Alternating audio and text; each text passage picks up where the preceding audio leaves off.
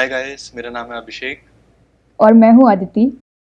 और आप देख रहे हैं हमारा YouTube channel A squared. I hope आप हम लोग की प्लेलिस्ट फॉलो कर रहे होंगे जिसका नाम है गीता सार। आज हम उसका 6th वीडियो बना रहे हैं। एंड अगर आपको हमारी वीडियोस पसंद आती हैं तो please do like and subscribe to our channel. तो अभी तक जो वीडियो का फ्लो चल रहा है वो ऐसा है कि एक तरफ तो हम लोग देख रहे हैं कि कुरुक्षेत्र के बैटलफील्ड में क्या हो रहा है और हम लोग वो डिस्कस कर रहे हैं। और सेकंड चीज, हम लोग बीच बीच से गीता में कुछ स्टोरीज उठा रहे हैं जो कि काफी इंटरेस्टिंग हैं और हमारे व्यूअर्स को अच्छी भी लग रही हैं। और उन स्टोरीज से हम कुछ सीख रहे हैं जो वो भी डिस्कस कर रहे हैं। तो अगर एक छोटा सा ब्रीफ अदिति आप हमको बता पाओ। अगर आप हमें फॉलो कर रहे हैं तो आपको पता होगा कि हमने पहली वीडियो में देखा कि कृष्ण जी ने अर्जुन को ही गीता क्यों सुनाई और गीता का हमारी लाइफ में क्या इम्पोर्टेंस है। फिर सेकंड वीडियो में हमने देखा कि धृतराष्ट्र, दुर्योधन, धृष्टद्युम्न और द्रोणाचार्य की कैसे कहानियाँ एसोसिएटेड हैं।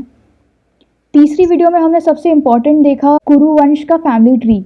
हमने देखा कौन किसका पुत्र था, किसका विवाह किससे हुआ। उसी दौरान हमने शांतनु, चित्रांगद, विचित्रवीर जैसे कैरेक्टर्स भी एक्सप्लोर किए। और चौथी और पांचवी वीडियो में हमने देखा कि कैसे भीष्म पितामह ने अपने जीवन में इतनी दृढ़, इतनी टफ एक प्रतिज्ञा ले ली थी। हमने अम्बा और भीष्म के बारे में भी एक कहानी सुनी। तो आज की स्टोरी में हम कुंती के बारे में डिस्कस करेंगे और पांडवों का जन्म कैसे हुआ था उसकी स्टोरी समझेंगे। कुंती पांडु की पहली पत्नी थी ना? पहली वाइफ थी। और दूसरी वाइफ कौन थी? दूसरी वाइफ थी माद्री। माद्री। तो पांडु की दो वाइफ थी, हम लोगों ने फैमिली ट्री में वो चीज़ देखी ही है। ठीक है, तो कुंती जो थी वो पांडु की पहली वाइफ थी। और पांडव जो पहले तीन एल्डेस्ट पांडव थे वो उनके पुत्र थे। कुंती के जो फादर थे वो थे सूर्यसेन और वो यादव क्लैन के चीफ थे। ठीक है ना, लेकिन उन्होंने कुंती को, बेसिकली उनके कजन थे एक जिनकी कोई भी संतान नहीं थी, उनका नाम था कुंती भोज। तो क्योंकि उनकी कोई संतान नहीं थी तो उन्होंने कुंती को उनको दे दिया था अडॉप्ट करने के लिए। तब से उनका नाम कुंती पड़ा। तो बेसिकली पहले नाम प्रथा था, बाद में उनका नाम कुंती कर दिया गया। अब यहाँ पे एक इंटरेस्टिंग फैक्ट ये है कि कुंती जो थी वो वासुदेव की बहन थी और वासुदेव कृष्ण जी के फादर थे। तो इसीलिए हम आगे महाभारत में ये भी देखेंगे कि कुंती और कृष्ण जी भी बहुत क्लोज थे। अच्छा। तो जब कुंती उनके राज्य में गई उसके बाद वो इतनी लकी हुई कि उनके अपने संतान भी हो गए। तो एक बार कुंती भोज राज्य में ऋषि दुर्वासा आए जिनकी कुंती जी ने बहुत सेवा सत्कार किया और वो कुंती से इतना प्रसन्न हो गए कि उन्होंने उनको वरदान में एक मंत्र दिया। और उस मंत्र की ये स्पेशलिटी थी कि उस मंत्र से कुंती जी किसी भी देवता को समन कर सकती थी या बुला सकती थी और उनकी प्रार्थना कर सकती थी। और आशीर्वाद के रूप में उन देवता का एक पुत्र उनको प्राप्त होगा। ठीक है, तो बेसिकली आउट ऑफ क्यूरियोसिटी उन्होंने सबसे पहली बार जब ये मंत्र यूज किया तो उन्होंने सूर्यदेव को बुलाया। तो सूर्यदेव ने दर्शन तो दिए ही, कुंती खुश भी बहुत हुई कि सूर्यदेव के दर्शन हुए, लेकिन उनके जाते ही सूर्यदेव का एक पुत्र भी उनको प्राप्त हो गया। मतलब वो और मंत्र। हाँ, और क्योंकि उनकी ना शादी हुई थी तो वो उस पुत्र को अपना नहीं सकते थे, ना कि उनको पाल सकते थे, क्योंकि उस टाइम सोसाइटी में ये चीज़ें पॉसिबल नहीं होती थी और वो तो एक राजकुमारी भी थी। तो बेसिकली उनको उस पुत्र का त्याग देना पड़ा, उन्होंने उस पुत्र को छोड़ दिया। आगे जाके हम उस पुत्र की भी स्टोरी देखेंगे। उस पुत्र का नाम हम लोगों ने पहले भी मेंशन किया है, उस पुत्र को आगे जाके कर्ण कहा जाएगा। अच्छा, यही कर्ण था। कर्ण हम लोगों ने आगे भी डिस्कस किया था कि कर्ण जो है आगे चल के दुर्योधन की साइड से लड़ाई करेगा। तो वो अपने भाइयों के, देखा जाए तो उसके भाई पांडव थे, वो पांडवों के अगेंस्ट लड़ा था। हाँ, मतलब उसके सगे भाई तो एक्चुअली तो वो भी कुंती पुत्र है और पांडव भी कुंती पुत्र थे। तो भाई तो वो उनका हुआ पांडवों का, लेकिन वो लड़ाई करेगा दुर्योधन की साइड से। ठीक है। कुंती भोज में जब कुंती का स्वयंवर हुआ था तो पांडु वहां गए थे एंड कुंती ने उनको चुना था अपने स्वयंवर में। तो इस तरीके से आगे चल के वो हस्तिनापुर की रानी बनी। लेकिन अपना साम्राज्य जब वो आगे फैला रहे थे पांडु, तो एक राज्य को अपने राज्य में शामिल करने के लिए उन्होंने मद्र देश की एक राजकुमारी थी जिनका नाम था माद्री, उन्होंने उनसे भी शादी की। तो हम लोगों ने वही देखा है कि उनकी दो वाइफ्स थी, कुंती और माद्री। ठीक है, अब सबसे इम्पोर्टेंट स्टोरी यहाँ पे आती है पांडु की, जो कि थी कि पांडु एक बार शिकार पे गए हुए थे वन में, और वहां पे अनजाने में उन्होंने एक हिरन पे, दो हिरन थे जिन पे उन्होंने बाण चला दिया। अच्छा। लेकिन वो एक्चुअली हिरन नहीं थे, वो हमारे ऋषि कुंडामा थे और उनकी वाइफ थी, जो हिरण तो के रूप में बेसिकली थे। तो बेसिकली उस टाइम ब्रह्म हत्या जो है बहुत बड़ा पाप पाप माना माना जाता जाता था। था। तो इस पाप को उन्होंने कर दिया। उसके बाद वो उन्होंने जाके ऋषि जी से माफी भी मांगी कि हमसे बहुत बड़ी गलती हो गई, हमें पता नहीं था कि ये आप हैं।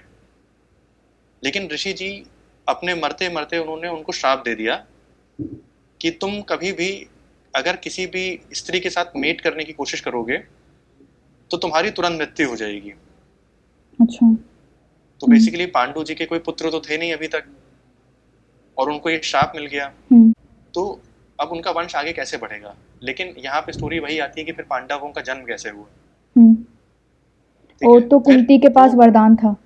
कुंती के पास वरदान था जिसके बारे में कुंती ने उनको बताया नहीं था। अच्छा। लेकिन इन डिस्गाइज वो एक पॉजिटिव इम्पैक्ट लाएगा अभी इस स्टोरी में वो वरदान। तो पांडु इतना परेशान हो गए थे और इतना उनको अफसोस था, इतना पश्चाताप था कि उन्होंने ब्रह्म हत्या कर दी कि उन्होंने अपना राज्य त्याग दिया और वन चले गए कुंती और माद्री के साथ। और इसके बाद अब देखो बेसिकली राजा तो यही थे पांडु, लेकिन क्योंकि उन्होंने सब कुछ त्याग दिया इसलिए राज्य किसके पास गया? धृतराष्ट्र के पास। धृतराष्ट्र के पास। ठीक है, अब वो वन चले गए और वन जाके उन्होंने बहुत सारे ऋषि मुनियों से मिले, बहुत सारे गुरुओं से मिले, और सबसे उन्होंने ये जानने की कोशिश की कि स्वर्ग का रास्ता क्या है, हमें मुक्ति कैसे मिलेगी। लेकिन उस समय ऐसा माना जाता था कि अगर आपकी कोई पुत्र नहीं है, आपकी कोई संतान नहीं है, तो आपके लिए स्वर्ग का रास्ता नहीं खुला है, क्योंकि आपका वंश ही आगे नहीं बढ़ रहा है। और पांडु अपना वंश आगे बढ़ा नहीं सकते थे, ना तो उनकी मृत्यु हो जाती है। हाँ, तो वो और परेशान हो गए। तो उन्होंने जब अपनी ये परेशानी कुंती को शेयर की कि मैं स्वर्ग का रास्ता मेरे लिए हमेशा के लिए बंद है, मेरा वंश आगे नहीं बढ़ेगा, तब कुंती ने उन्होंने अपने इस वरदान के बारे में बताया जो उन्हें ऋषि दुर्वासा ने दिया था। तो ये सुन के पांडु जी बहुत ही प्रसन्न हो गए कि ये तो बहुत ही अच्छा है।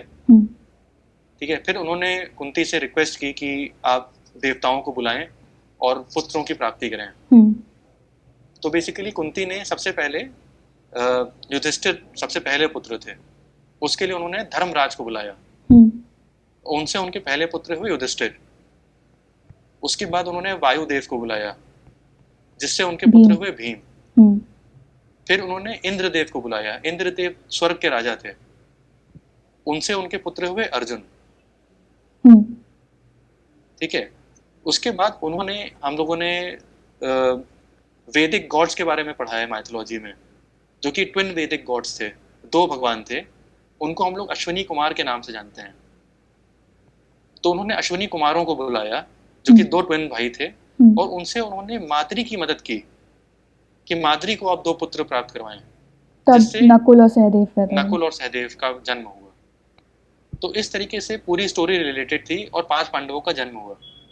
तो अगर हम ऐसे देखें कि जिस वरदान को कुंती समझ रही थी कि उनके अगेंस्ट है, या बेसिकली उसकी वैल्यू वो नहीं समझ पाई उस समय, वो बाद में उसका महत्व नहीं पता था। हाँ, उसका महत्व नहीं पता था। बाद में उनके पास वापस आया और उससे बहुत बेनिफिट हुआ पांडु और उनका दोनों का, और माद्री का। लाइफ की सीरीज ऐसे कनेक्ट होती है कि उनकी विवाह उनका पांडु से हुआ, फिर पांडु से ये भूल हुई कि उन्होंने ऋषि जी को मार दिया, उससे उनको श्राप मिला, फिर वो वन गए, उसके बाद वो इन डिस्गाइज एक अच्छा वरदान निकला क्योंकि उनका वंश ही उस वरदान की वजह से आगे बढ़े। बल्कि देखा जाए तो उसकी वजह से उन्होंने कर्ण को उनको जाने देना पड़ा, लाइक एक्सेप्ट नहीं कर पाई वो स्टोरी भी आगे कनेक्ट होगी कहीं ना कहीं जाके, क्योंकि कर्ण भी वापस तो आ ही रहे हैं ना उसी रणभूमि में जहाँ पे बाकी सारे भाई हैं।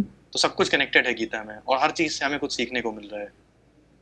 तो we have to keep our minds open and basically इसमें भी वही पॉइंट मिल रहा है कि जो होता है वो किसी रीजन से होता है, अच्छे के लिए जो होता है वो अच्छे के लिए ही होता है। तो with this note I guess आज की वीडियो हम लोग यहीं एंड करते हैं। Thank you.